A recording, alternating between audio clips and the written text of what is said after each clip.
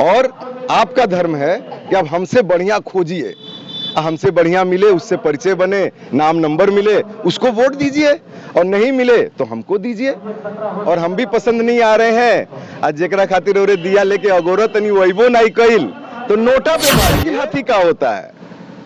ई तो हुए हाल भइल कि दोमाठ में दुगो बारात आइल बा, हमनी के दोनों बाराती से कार्ड नहीं के मिलल, हमनी के दोनों बाराती में घुसत नहीं जा, अब पत्तल खींचत नहीं जा। ये कौन सा अपना प्रायोरिटी है? अभी हमने देखा कि हमारे जो युवा जो मेहनत करके पढ़ रहे हैं और पेपर लीक हो जा रहा है, तो हम इस पे बड़ा क्लियर बोलना चाहते हैं कि जितने भी हमारे युवा हैं जो 5 किलो बोल के 4 किलो चावल पे नहीं मान रहे हैं और इस दुनिया में शिक्षा के माध्यम से अपना मंजिल हासिल करने युवाओं से कहना चाहते हैं, साहब आप लोग एक बुद्धि लगाइए कि जिस सरकार से पूरा पाकिस्तान हिल रहा है और जिसके बुलडोजर से पूरा यूपी कांप रहा है, उसके मेज के नीचे से कोई पेपर लीक कर देगा? कोई भाई लोग खुदे पेपर लीक कर रहे हैं और फर्जी वैकेंसी निकाले जैसे जैसे चुनाव आ गया।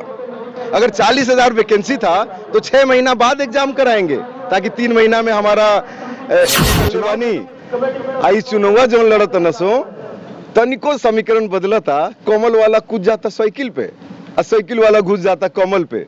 दे भैया हमनी के काहे खातिर बाछा 2024 का दौर चल रहा है। 2024 में पूरे भारत में आम चुनाव, लोकसभा का चुनाव है। सभी पार्टियां अपनी अपनी कमर कसना शुरू कर दी है और देश के अंदर जो कि चुनावी माहौल पूरा गर्मा गया है। और इसी में हम बात करेंगे, तमाम पार्टियां अपनी अपनी प्रतिनिधि को जो कि इस महामुकाबले में कह सकते हैं, इस महासंग्राम में जो कि उतारने का प्रयास कर रही है, और तमाम निर्दल प्रत्याशी भी हम देखें तो पूरे देश के अंदर वो भी अपना भाग आजमा रहे हैं। इसी सिलसिले में हम एक बात करेंगे देवरिया 66 से निर्दल प्रत्याशी के रूप में, और कहे तो एक सुयोग्य उम्मीदवार भी हैं और एजुकेशन सिस्टम से बिल्कुल जुड़े व्यक्ति हैं, जिनका नाम है बड़े भैया सत्येंद्र कुमार मल जी। बहुत बहुत स्वागत है भैया। क्या कहेंगे सर, जैसे देखें तो देश के अंदर आम चुनाव है, इस आम चुनाव को आप किस रूप में देख रहे हैं? क्योंकि अभी देखा जाए तो तमाम पार्टियां अपने अपने उम्मीदवार को अनाउंसमेंट करना शुरू कर दिया है, नाम अनाउंसमेंट करना शुरू कर दिया है। आपने भी निर्दल प्रत्याशी के रूप में देवरिया सदर से, देवरिया 66 से अपना भाग आजमाना चाह रहे हैं, किस रूप में देख रहे हैं जनता जनार्दन को?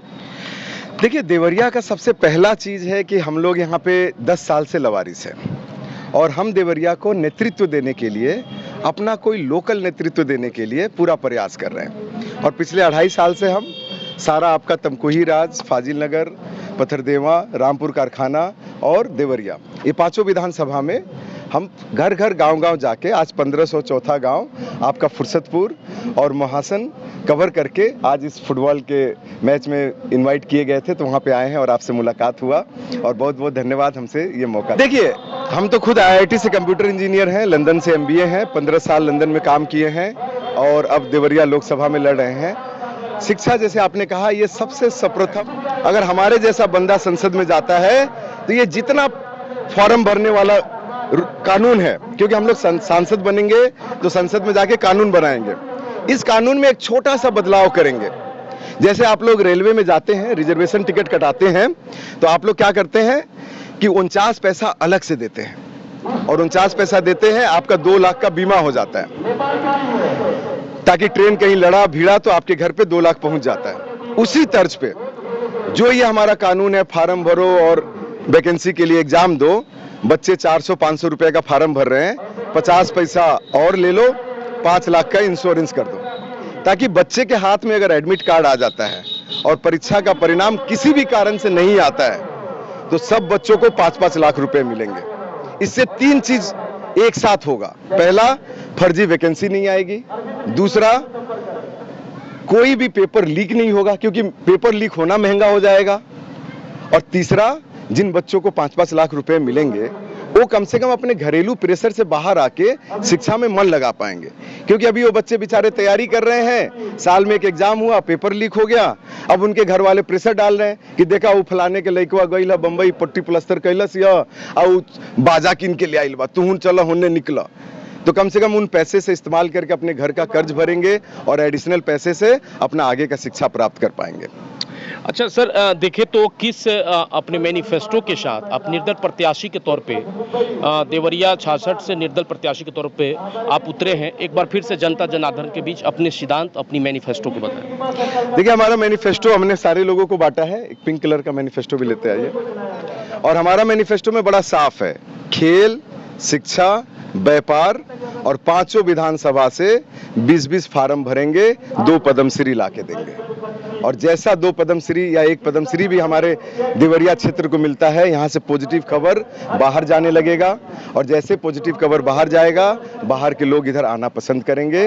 और जैसे बाहर के लोग आएंगे, यहाँ का व्यापार बढ़ेगा, घर किराए पे उठेंगे और पलायन रुकेगा। पहली बात यह है कि आजकल जो भी सरकारें बन रही हैं, वो सब बहुमत में बन रही हैं। तो हम निर्दलीय का काम सरकार बनाने का नहीं रह गया है। हम निर्दलीय का काम रह गया है कि मूड़ी नीचे गाड़ा और अपनी देवरिया खातिर जौन चीज हो सके, आ जिक्री लगे जाए के लगे जा वो काम ले आवा, आइजा करावा।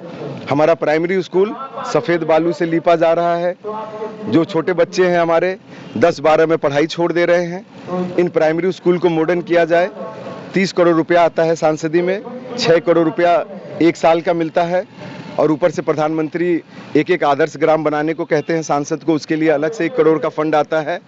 आप देखिए, पिछले 10 साल में 10 आदर्श ग्राम तक नहीं बना है। इन सारे पेंडिंग 10 आदर्श ग्राम और 5 हमारे शासन में 15 आदर्श ग्राम बना के देंगे।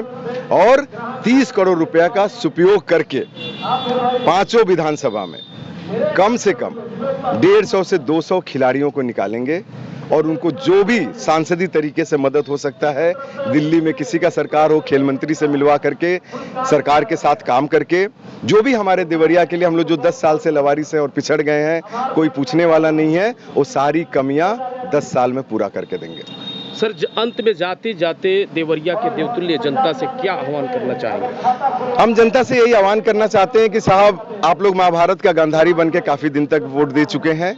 इस बार 2024 में किसी को भी वोट दीजिए, प्रत्याशी से परिचय करिए, नाम नंबर लीजिए, पसंद आए वोट दीजिए। और अगर आप किसी दल के कार्यकर्ता नहीं है, मतदाता है, तो आपका कर्तव्य है कि हम जैसा निर्दलीय आपके पास आया, अपना परिचय दिया, नाम नंबर बांटा, नहीं पसंद आ रहा है नोटा पे दबाइए और पक्षपात कम करिए। प्रत्याशी से दोस्ती करिए। आप वोट देते हैं, प्रत्याशी जीतता है, दोस्ती रहेगा, दलाल कम होंगे और पूरा पैसा आप तक पहुंचेगा। नहीं तो आपके वोट से प्रत्याशी जीत जाता है और 5 साल दलाल लोग मजा मार रहे हैं। आप लोग तहसीलों में पैसा दे रहे हैं, थानों में दे रहे हैं और प्राइमरी स्कूल ढह गया है, सब लोग प्राइवेट स्कूल में जाने को मजबूर हो गए हैं। इन चीजों से बाहर आइए साहब, और कोई भी पॉलिटिकल पार्टी का बंधुआ मत बनिए। काहे कि देखिए, सब पॉलिटिकल पार्टी रौरे कमल खूंटा में बनाइल बनी जा। हम लोग को भी जहां फायदा होगा वहां जाएंगे और चल के दिखाएंगे। इस बार देवरिया में ये सीट निर्दलीय होगा। और निश्चित तौर पर ये जो कि आप देख सकते हैं, ठीक तस्वीरों में 6 बैक साइड में आपको दिख रही है, जो कि हम कह सकते हैं कि ये निर्दल प्रत्याशी के रूप में देवरिया 66 से अब की बार ये भाग आजमाने वाले हैं। और कहीं ना कहीं इनके जो कि विचार थे सारे, जो कि बेरोजगारी युवाओं और तमाम कह सकते हैं एजुकेशन सिस्टम से जुड़े विचार थे। बाकी इनके विचारों से आप कितने प्रभावित हैं, इनके विचारों से आप कितने प्रभावित होकर के अपना विचार जरूर कमेंट बॉक्स में आप जरूर शेयर करें और ज़्यादा से ज़्यादा शेयर भी करें। बने रहे न्यूज़ 49 DC के साथ। मैं दिनेश सिंह चौहान, देवरिया 66।